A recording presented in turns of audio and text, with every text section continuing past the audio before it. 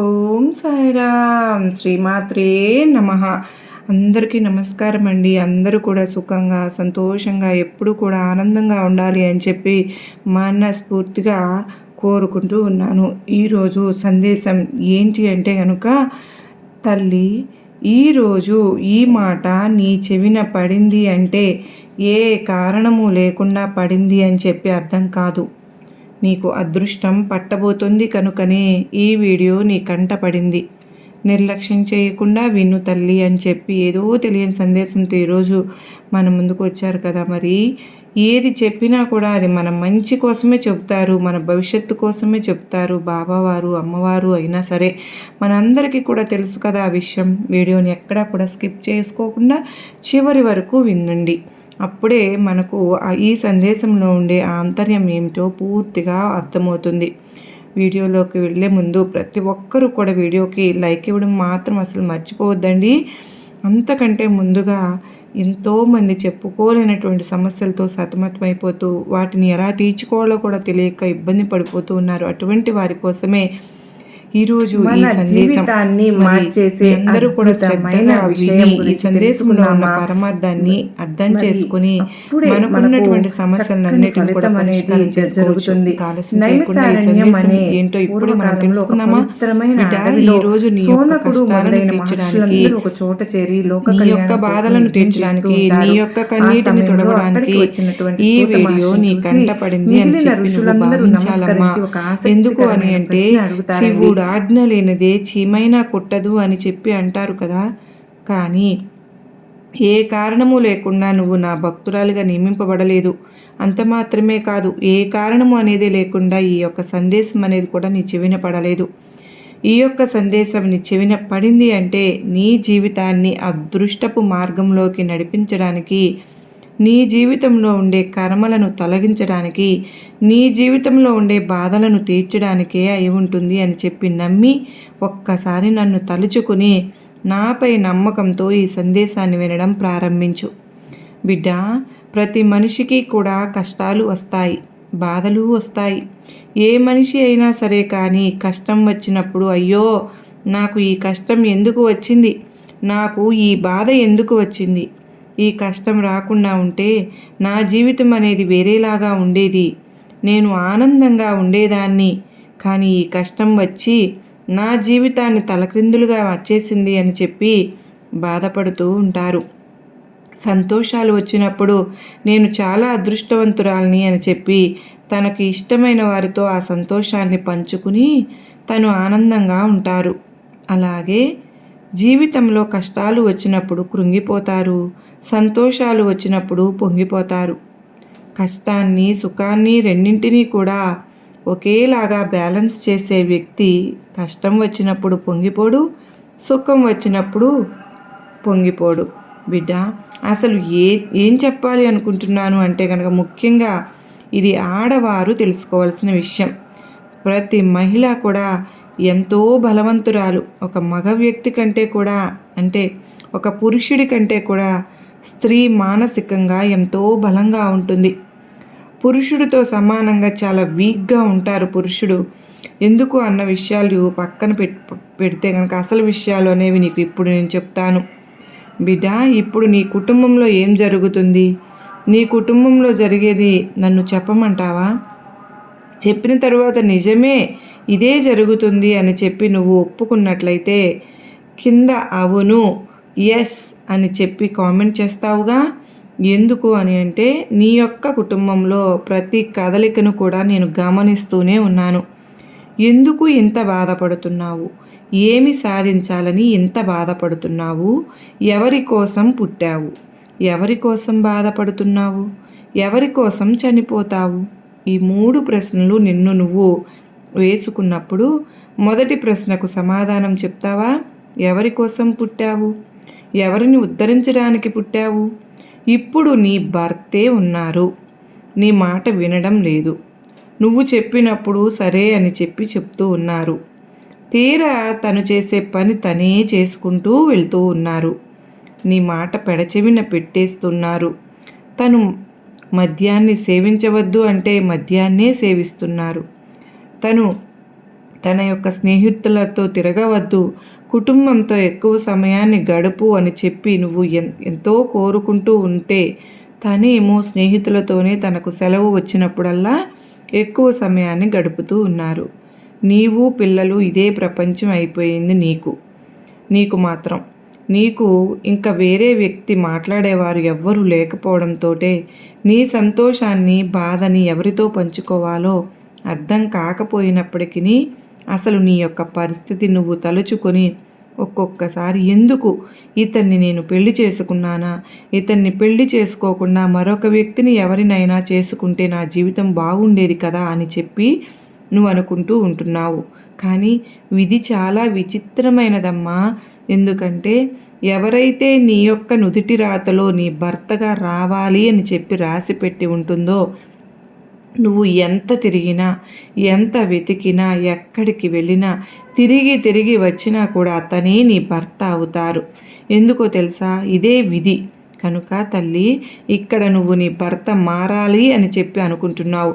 నీతో ప్రతి విషయాన్ని కూడా చెప్పాలి అని అనుకుంటున్నావు. నిన్ను సంతోషపెట్టే విధంగా తన యొక్క మాట తీరు ఉండాలి అని అనుకుంటున్నావు. అంతేకాకుండా తనకు వచ్చే లాభాలు నష్టాలు, లాభ నష్టాలు ఏవైనా సరే కానీ, నష్టాలు ఏవైనా కానీ అన్నింటినీ నీతో పంచుకోవాలని చెప్పి నువ్వు అనుకుంటూ ఉంటున్నావు. కానీ అక్కడి నుంచి ఒక్కటి కూడా జరగడం లేదు. కుదిరితే వీలైతే నీ దగ్గర ఉన్న ఒక్క రూపాయిని కూడా అతను లాక్కోవాలి అనే ప్రయత్నం చేస్తూ ఉన్నారు. కాకపోతే ముఖ్యంగా తెలుసుకోవాల్సింది ఏంటి అంటే, నీకు ఇప్పుడు పెళ్ళయి ఒక 2 నెలలు 3 నెలలు కాదు కదా, కొన్ని సంవత్సరాలు అయితే గడిచిపోయింది. ఈ యొక్క కొన్ని సంవత్సరాల్లో నువ్వు తను ఎప్పుడైతే మద్యాన్ని సేవించి వచ్చారో వచ్చిన ప్రతిసారి కూడా గొడవ పడుతూనే ఉంటున్నావు. మీ ఇద్దరి మధ్య ఏదో ఒక విధంగా ఆ విషయం దగ్గర గొడవ అనేది వస్తూనే ఉంది. మరి ఇంత జరుగుతూ ఉన్నప్పటికీ కూడాను అతనిలో ఎన్ని సంవత్సరాలలో రాని మార్పు ఈరోజు వస్తుంది అని చెప్పి ఆశిస్తూ ఉన్నావా? ఒకవేళ నువ్వు అలా ఆశించినట్లయితే అది జరగదు అని చెప్పి గుర్తుపెట్టుకో. ఎందుకో తెలుసా? ఇక్కడ మార్పు అనేది ఒకరు చెప్తే కొంతమంది మారవచ్చు. కాదు అని చెప్పి నేను చెప్పట్లం లేదు, కానీ ఒకరు చెప్పినా కూడా అర్థం చేసుకోకుండా వారు చేసే పనే వారు చేస్తూ ఉన్నారు అంటే, అతనిలో మార్పు రాలేదు అంటే, అతనిలో మార్పు వచ్చే సమయం ఇంకా లేదు అని చెప్పి అర్థం. ఇప్పుడు నువ్వు పూర్తిగా తెలుసుకోవాల్సింది ఏంటి అంటే, తల్లి, తన చావు తనని చావనివ్వు, తన బ్రతుకు తనని బ్రతకనివ్వు. నిన్ను ఏ రోజైనా కానీ తిన్నావా? నీ ఒంట్లో ఎలా ఉంది? నువ్వు నా గురించి ఇంత టెన్షన్ పడుతూ ఉన్నావు. నీ కోసం నేను మద్యాన్ని మానేస్తాను, నిన్ను ఇక్కడి నుంచి నేను బాధ పెట్టను, సంతోషంగా చూసుకుంటాను. నాకు నువ్వు పిల్లలే ముఖ్యం. నేను ఇంత సంపాదిస్తున్నాను, నాకు నెలకు ఇంత వస్తుంది, నేను ఇంత వాడుతున్నాను అని చెప్పి ఏ రోజు కూడా అతను నీతో మంచిగాను, లేదంటే కలుపుగోలుగాను, లేదంటే ప్రేమగాను మాట్లాడింది లేదు. నీతో అవసరమైనప్పుడు ప్రేమగా దగ్గరకు రావడమే తప్ప నీతో మరి ఏ రకంగా కూడా అతనికి అవసరం లేదు అని చెప్పి ఇన్ని సంవత్సరాలలో నువ్వు గ్రహించలేకపోయినట్టే అది నిజంగా నీ అవివేకమే కదా బిడ్డ. ఇక్కడ నేను చెప్పాలనుకుంటుంది ఏంటి అంటే, మీ యొక్క భార్యాభర్తలు ఇద్దరినీ కూడా విడిపోమ్మని చెప్పి నేను చెప్పడం లేదమ్మా. ఇద్దరూ కలిసే ఉండండి, ప్రేమగా ఉండండి. అతను నీ మీద ప్రేమను చూపించకపోతే నువ్వు అతని మీద ప్రేమను చూపించు. అన్నింటికంటే పదునైన ఆయుధం మాట. ఆ యొక్క మాట అనేది పెదవి దాటి బయటకు వచ్చేటప్పుడు జాగ్రత్తగా ఆలోచించి మాట్లాడాలి. ఒక మాట అనే ముందు అవతలి వ్యక్తి మనసు నొచ్చుకునేటట్లుగా మాట్లాడనే కూడదు. కనుక ముఖ్యంగా నువ్వు తెలుసుకోవాల్సింది ఏంటి అంటే కనుక, అతను ఏదైతే చేయాలి అని అనుకుంటూ ఉన్నారో అది అతను చేయక మానరు. కనుక నువ్వు ఎన్ని అడ్డు పుల్లలు వేసుకుంటూ దాని గురించి నువ్వు అతిగా ఆలోచించటం వలన, అతిగా బాధపడడం వలన నీ యొక్క శరీరంలో కెమికల్స్ అనేవి రిలీజ్ అవుతాయి. అర్థమైందా?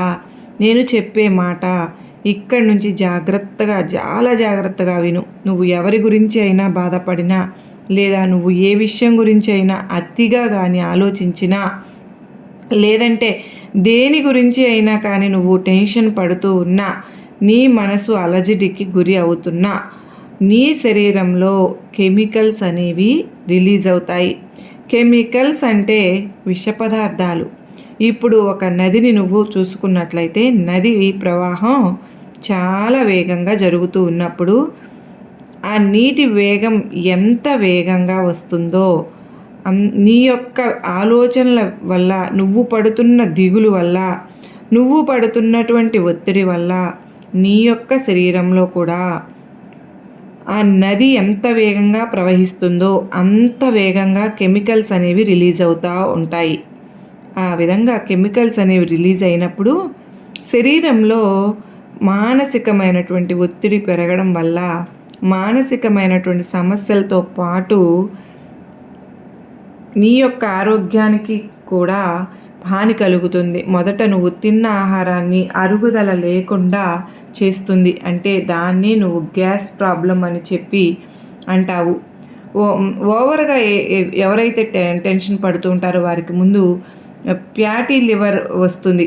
ఈ విధంగా ఫ్యాటీ లివర్ వచ్చినప్పుడు మనిషి వేగంగా బరువు పెరిగిపోవడం, ఆకలి వేయడం, ఒకవేళ ఆకలి వేసింది కదా అని చెప్పి తింటే ఆ తిన్నది అరగకుండా ఉండడం, దానివల్ల నువ్వు ఏదైతే ఆరోగ్యపరమైన ఆహార పదార్థాలు తీసుకుంటున్నావో వాటి నుంచి వచ్చే విటమిన్లు నీ పొట్ట సేకరించదు. దానివల్ల నీకు విటమిన్ల లోపం అనేది కలుగుతుంది. ఆ విధమైనటువంటి లోపం అనేది నీకు కలగడం వల్ల ఎంత తిన్నా కూడా నీకు నీరసంగానే అనిపిస్తుంది. నువ్వు అనుకుంటూ ఉంటావు, నేను అన్ని టైంకి తింటున్నాను కదా, నాకు అరుగుదల అవ్వడం లేదు, నాకు గ్యాస్ వచ్చింది, నాకు నీరసంగా ఉంది అని చెప్పి. దానివల్ల నువ్వు ఏం పని చేయలేవు. పదే పదే పడుకోవాలి అనిపిస్తుంది. ఎంత పడుకున్నా కూడా నిద్ర రాదు. ఇంకా వేరే రకాలైనటువంటి సమస్యలకు కూడా దారి తీయవచ్చు. కారణం ఏంటి? నువ్వు పడుతున్న బాధ, నువ్వు పడుతున్న మానసికమైన ఒత్తిడి, స్ట్రెస్, ఒకరి గురించి అతిగా ఆలోచించడం. ఇక్కడ నువ్వు పుట్టింది ఒకరి కోసం కాదు, నీ కోసం. నువ్వు పెరిగింది, నీ తల్లిదండ్రులు నిన్ను ప్రేమగా పెంచుకుంది. నీ శరీరానికి ఏదన్నా చిన్న జ్వరం వస్తేనో, జలుబు వస్తేనో అమ్మ చిన్నప్పుడు చాలా బాధపడిపోయి దగ్గరుండి కంటికి రెప్పలాగా నీ శరీరాన్ని కాపాడింది. ఈ రోజున ఈ ఆలోచనలతో నువ్వు కృంగిపోవాలి అని కాదు కదా. అమ్మ చెప్పే మాట కూడా నువ్వు అప్పుడప్పుడు విని తీరాలిగా. అమ్మ ఏం చెప్పింది? నువ్వు అతని గురించి ఆలోచించడం మానేసేయి అని చెప్పింది. నిన్ను నువ్వు చూసుకో అని చెప్పింది. ఇంట్లో గొడవల వల్ల చుట్టూ ఉన్న వాళ్ళందరికీ కూడా నీకు విలువ తగ్గుతుంది. ఆ గొడవలు వద్దు, ఎవరు ఎలా పోతారో అలా పోనివ్వు, వదిలేసేయి అని చెప్పింది. అవునా కాదా? మరి అమ్మ చెప్పిన మాట వినవు, నేను చెప్పిన మాట వినవు. శరీరాన్ని అనారోగ్య పాలు చేసుకుంటూ ఉన్నావు. మానసికంగా సంతోషంగా ఉండలేకపోతున్నావు. ఏమి చేయాలో అర్థం కాదు. 4 గోడల మధ్య కూర్చుని ఒంటరిగా బాధపడుతూ నీ యొక్క గతాన్ని నువ్వు మళ్ళీ తవ్వుకుంటూ ఆ గతంలో ఇలా ఉంది, ఇలా జరిగింది, అప్పుడు వాళ్ళు నన్ను ఆ మాట అన్నారు, ఈ మాట అన్నారు అని చెప్పి నీ బాడీ అంతా కూడా విషపూరితం చేసుకుంటున్నావు. ఇన్ని ఆలోచనలు ఆలోచించడం వల్ల నీకు వచ్చే లాభం 0, నష్టం 100కి 100. మరి ఏ మనిషి అయినా కూడా లాభాన్ని కోరుకోవాలి కదా తల్లి. మరి నువ్వు ఎందుకు నష్టాన్ని కోరుకుంటున్నావు? నీకు నష్టం అంతా 100కి 100 రావడం అంటే నీకు ఎందుకు అంత ఇష్టం? మరి చేసుకునేవన్నీ నువ్వే చేసుకుంటూ నన్ను ఎందుకు నిందిస్తున్నావు? నాకు సంతోషాలు లేవు, ఆనందాలు లేవు అని చెప్పి అంటూ ఉన్నావు కదా. అమ్మను, దుర్గమ్మను, నన్ను అంటూ ఉన్నావు. నిన్ను నువ్వు సంతోషంతో ఉంచుకునే మార్గం ఇప్పుడు నీ చేతిలో లేదా? చెప్పు. అతన్ని వదిలేసి చూడు. మరి బాధలు వచ్చినప్పుడు ఆ బాధలు అవి నావి కావా? అతను నా భర్తే కదా దుర్గమ్మ. నేను ఎలా అతన్ని అంత ఈజీగా వదిలేయగలను బాబా అంటే వదిలేసేయాలి. మనసును కంట్రోల్లో ఉంచుకోవాలి. నిప్పు కాలుతుంది అని చెప్పి తెలిసినప్పుడు ఏదో పొరపాటున నిప్పురవ్వ చేతిలో పడితే వెంటనే చెయ్యిని వదిలిచ్చేసి నిప్పురవ్వని కింద పడేస్తావు కదా, మరి అది కాలుతుంది అని చెప్పి తెలిసి నువ్వు దాన్ని పట్టుకుంటే తప్పు నీదే అవుతుంది కదా. ఇది కూడా అంతేనమ్మా. ఏదైనా సరే మానసికమైన బాధ, నిన్ను కృంగదీసే బాధ నీకు వచ్చినప్పుడు దాన్ని అవాయిడ్ చేసేసి వెంటనే వేరే మార్గాన్ని ఎంచుకోవాలి. ఆ దృష్టిని మళ్లించుకోవాలి. నీకు సంతోషంగా ఉన్నవైపు అడుగులు వేయాలి. అదే కదా తల్లి జీవితం అంటే. మరి ఒక అడుగు ముందుకు వేస్తేనే కదా కష్టాల నుంచి, బాధల నుంచి, సమస్యల నుంచి మనిషి దూరంగా ఉండి ఆనందంగా బ్రతికేది. ఆ అడుగు వేసే ప్రయత్నం చేయకుండా ఎప్పుడూ కూడా సుడిగుండంలో పడే కొట్టుకుపోతాను అంటే ఎలా చెప్పు? ఆ సుడిగుండంలోనే ఉంటాను అంటే ఇక నువ్వు ఉండిపో. నేను చేయగలిగింది కూడా ఏమీ లేదు. దుర్గమ్మ ఇక్కడి నుంచి అయినా సరే సంతోషంగా నేను బ్రతుకుతాను, ఆనందంగా ఉంటాను అని చెప్పి అంటావా? చెప్పు. అదృష్టం నీకు దగ్గరలోనే ఉంటుంది. ఒక్క అడుగు దూరంలోనే ఉన్నావు. అదృష్టానికి నువ్వు ఆ అడుగు దూరం అనేది నువ్వు వేయకుండా, ఆ సుడిగుండంలో నుంచి బయటకు రాకుండా, నా జీవితం ఇలా అయిపోయింది బాబా, నాకు ఇన్ని బాధలు వచ్చాయి, నాకు సంతోషాలు లేవు అని చెప్పి ప్రతి నిమిషము ఏడుస్తూ కూర్చుంటే ఎలా చెప్పు? ఇక చుట్టుపక్కల వాళ్ళ సంగతి అంటావా? ఎవరు నీకు విలువనిచ్చి మాట్లాడతారో వారికి నువ్వు విలువనిచ్చి మాట్లాడు. ఎవరు నిన్ను పిలుస్తారో అప్పుడే నువ్వు పలుకు. ఎవరైతే నిన్ను ఆలస్యంగా పిలుస్తారో వారికి నువ్వు ఆలస్యంగానే సమాధానం ఇవ్వు. ఎవరైతే నీకు గౌరవంగా ఇస్తారో వారికే నువ్వు గౌరవాన్ని ఇవ్వు. ఒకరి కోసం ఎప్పుడు కూడా ఎదురు చూస్తూ ఉండవద్దు. నిన్ను నువ్వు చూసుకో. నీకు నువ్వు విలువనిచ్చుకో. ఒకరి గౌరవాన్ని అంటే ఒకరు నీకు గౌరవం ఇవ్వలేదు అని చెప్పి వారి దగ్గరకు వెళ్ళి నాకు గౌరవాన్ని ఇవ్వు అని చెప్పి అడుక్కోవద్దు. వారి మనసుకు ఇవ్వాలి అనిపిస్తే ఇస్తారు, లేదు అనిపిస్తే వదిలేస్తారు. అంతేకాని వారు నీకు గౌరవం ఇవ్వనంత మాత్రాన నీ విలువ తగ్గినట్లు కాదు, నీకు గౌరవం లేనట్లు కాదు. ఈ సమాజంలో ఎవరు చేసే పనులకు తగ్గట్లుగా వారికి గౌరవం అనేది దొరుకుతూనే ఉంటుంది. అయినా నువ్వు సమాజం కోసం కాదు కదా బ్రతుకుతున్నావు, నీ కోసం నువ్వు బ్రతుకుతున్నావు. ఇక నుంచి అయినా కాస్తంత కళ్ళు తెరిచి చూడు. ప్రపంచం చాలా వేగంతో ముందుకు పరిగెడుతూ ఉంది. ప్రపంచంతో పాటుగా నువ్వు కూడా వేగంగా పరిగెత్తలేకపోయినా కనీసం అలా కూర్చోకుండా నడుచుకుంటూనైనా వెళ్ళే ప్రయత్నం చెయ్యి. అలా పడుకోకుండా కాస్త లేచి ప్రపంచం ఎంత అందంగా ఉందో ఒక్కసారి చూసి ఆస్వాదించు. నీ యొక్క ప్రపంచంలో కేవలం నీ భర్త, పిల్లలు మాత్రమే కాదు, నువ్వు కూడా ఉన్నావు. నువ్వే మెయిన్ క్యారెక్టర్ అని చెప్పి నువ్వు తెలుసుకో. అలా తెలుసుకున్నప్పుడే జీవితంలో నువ్వు సగం సాధించేస్తావు. నువ్వు డబ్బులు సంపాదించాల్సిన అవసరం లేదు, ఆస్తులు సంపాదించాల్సిన అవసరం లేదు, ఏవో కోట్లు కూడా పెట్టవలసిన అవసరం లేదు, కూడబెట్టాల్సిన అవసరం లేదు.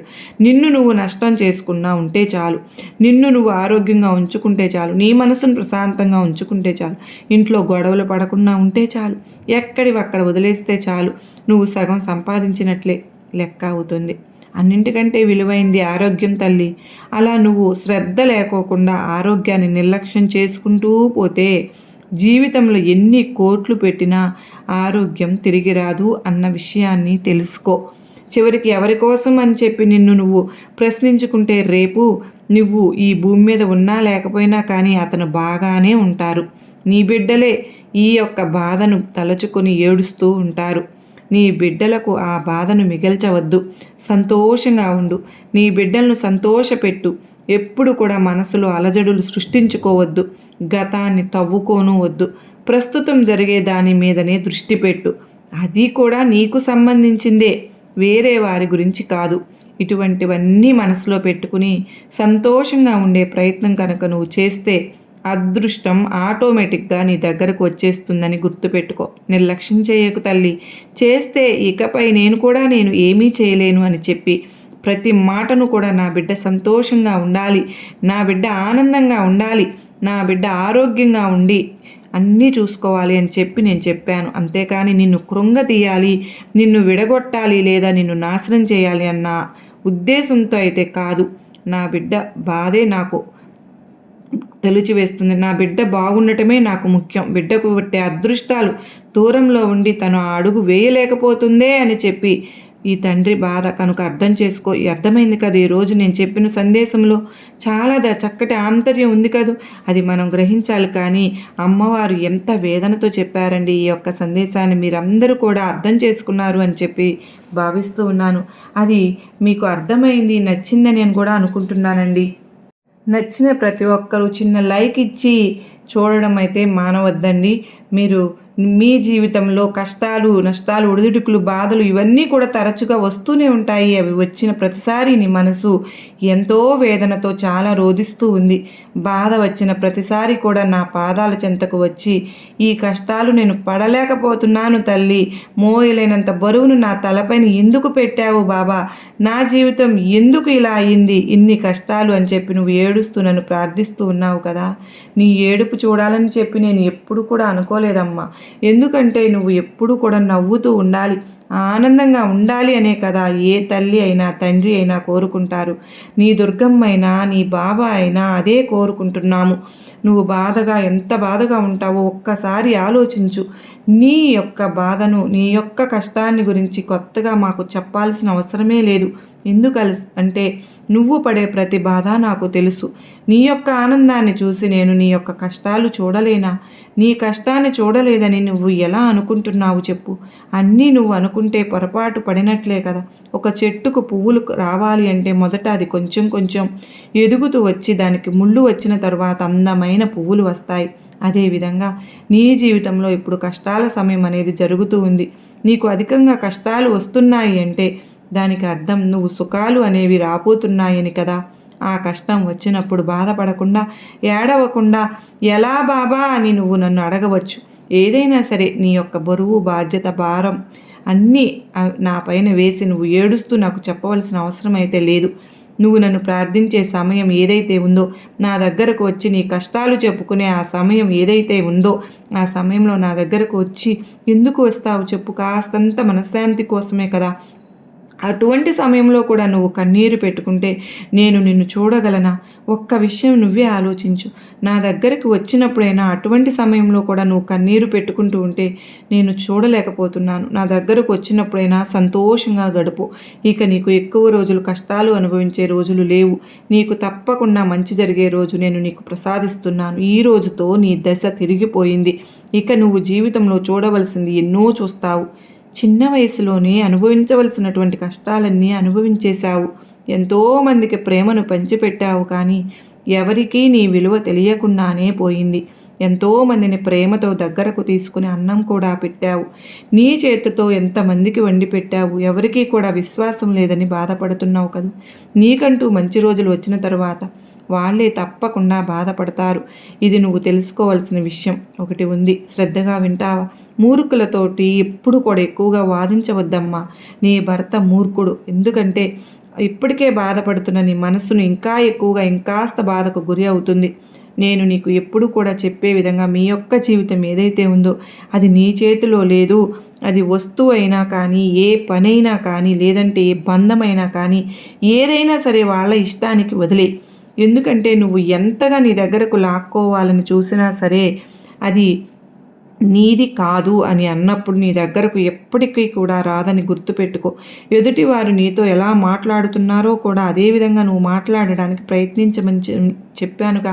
అప్పుడే నీ విలువ కూడా వారికి తెలిసి వస్తుంది. అందరితో కూడా అతిగా చనువుగా ఎక్కువగా మాట్లాడి ఎక్కువగా అందరిపైన ప్రేమను పెంచుకోనే వద్దు. అది నీ మనశ్శాంతిని చాలా విరుద్ధం. అంటే నీ మనశ్శాంతిని నువ్వే కోల్పోతావు. ఎప్పుడు కూడా ఎవరితో ఎంతలో ఉండాలో అంతలోనే ఉండు. ఎప్పుడు కూడా నీ జీవితంలో ఎవరైనా నిన్ను ఉన్నత స్థానంలో నిలబెడుతుందో దానిపైనే దృష్టి పెట్టు. అప్పుడే అందరూ కూడా నిన్ను వెతుక్కుంటూ వస్తారు. ఇక ఈ రోజుతో నీ దిగులు మొత్తం కూడా, నీ కష్టాలన్నింటికీ కూడా ముగింపు తల్లి. నీ జీవితంలో నీ కష్టాలన్నీ కూడా పోయి ఒక శుభవార్తల మీద శుభవార్తలు తప్పకుండా వింటావు. నీ మనసు చాలా మంచిదమ్మా. ఒకరిని బాధ పెట్టాలని నువ్వు ఎప్పుడూ కూడా ప్రయత్నించలేదు. అందుకే నాకు నీ దుర్గమ్మకు నువ్వంటే ఎంతో ప్రియమైన బిడ్డవని ఎప్పుడూ మరీ మరీ చెప్తూ ఉంటాను. నీ సంకల్ప బలం చాలా గొప్పది. దాని ముందు జాతకాలు అవి ఎందుకు? అదే బలంతో నువ్వు ముందుకు వెళ్ళు. ఈ దుర్గమ్మ నీకు తోడుగా ఉన్నానుగా. విజయం ఆలస్యమైందని బాధపడవద్దు.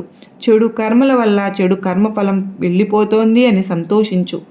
మనసుతో కానీ నీ నోటితో కానీ ఎవరినీ కూడా బాధ పెట్టవద్దు. ఎప్పుడు కూడా జీవితంలో సంతోషాలను అనుభవిస్తావని పదే పదే నీకు నేను చెప్తూ వస్తూ ఉన్నాను. ఎప్పుడు కూడా నాపై పూర్తి విశ్వాసాన్ని పెట్టుకున్న వారికి ఎటువంటి అన్యాయము జరగదని ఒక తల్లిగా మరీ చెబుతూ ఉన్నాను.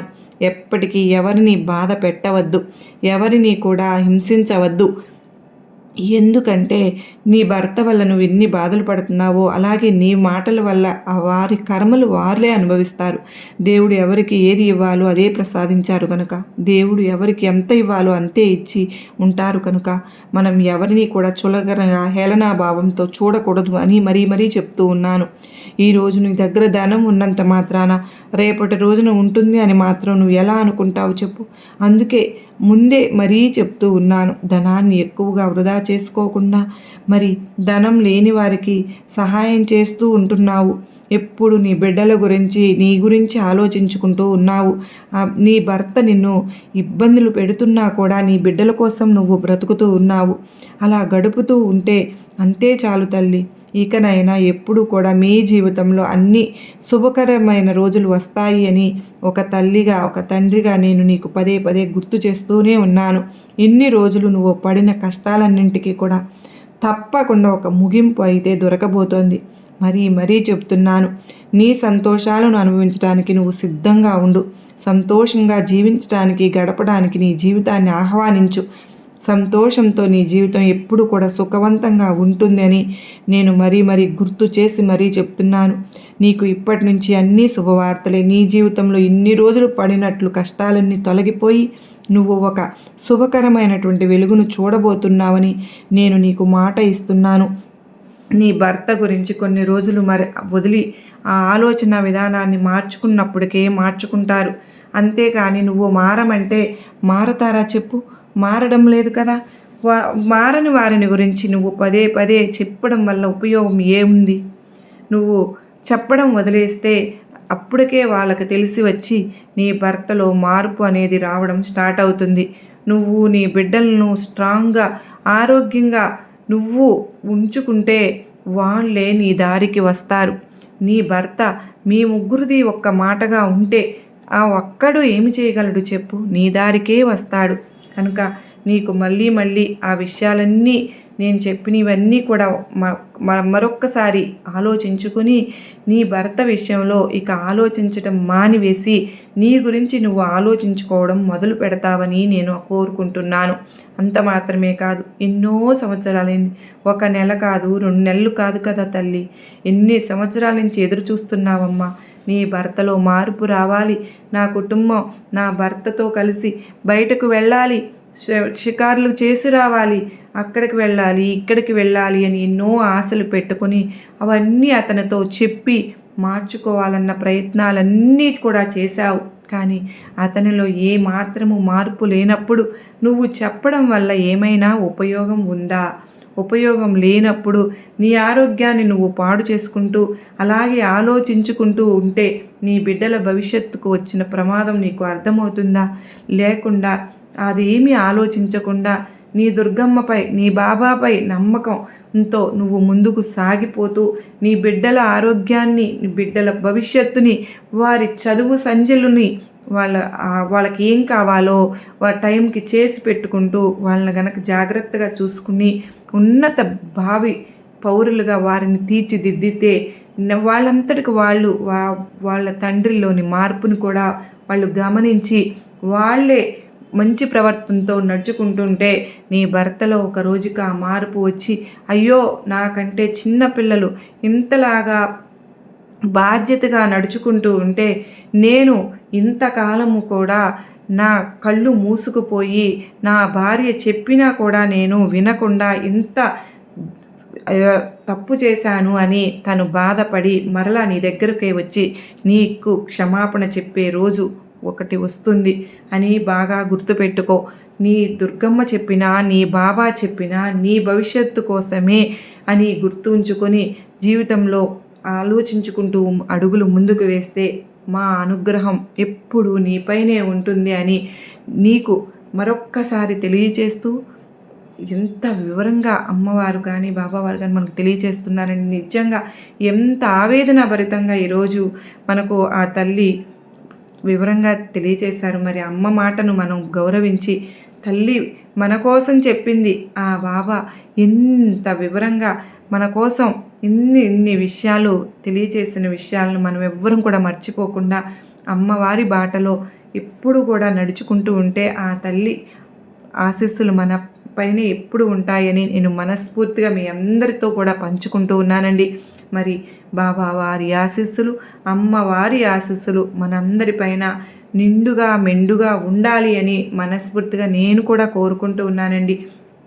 మరి అమ్మవారు ఈరోజు మనకు ఇంతటి చక్కటి సందేశంతో బాబావారు అందించిన ఈ సందేశంలోని అర్థాన్ని, పరమార్థాన్ని మీరందరూ కూడా గ్రహించినట్లయితే ఈ వీడియోకి ఒక చిన్న లైక్ అయితే ఇచ్చి, ఎవరైతే సబ్స్క్రైబ్ చేసుకోకుండా కొంతమంది మరచిపోతూ ఉన్నారండి, ప్లీజ్ అండి, మీ సపోర్ట్ నాకు ఎంతో అవసరం.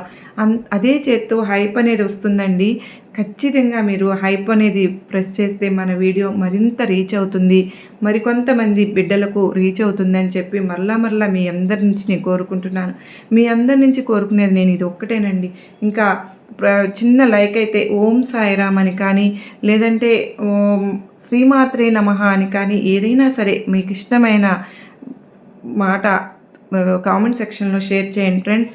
మరి మరో చక్కని అమ్మవారి సందేశంతో, బాబావారి సూచనలతో మనందరము కూడా ముందుకు వెళ్ళాలి, మరలా కలుసుకోవాలి అని చెప్పి మనస్ఫూర్తిగా అమ్మవారిని, బాబావారిని వేడుకుంటూ ఉన్నానండి. నిజంగా ఈరోజు బాబావారి అలంకారం చూస్తూ ఉంటే చాలా ముచ్చటగా అనిపిస్తూ ఉంది. ప్రతిరోజు నేను ఇలాగే చేసుకుంటూ ఉంటాను. మీరందరూ కూడా చూస్తూ ఆనందిస్తున్నారని కూడా నేను కూడా సంతోషపడుతూ ఉన్నాను. సర్వే జనా సుఖినో భవంతు.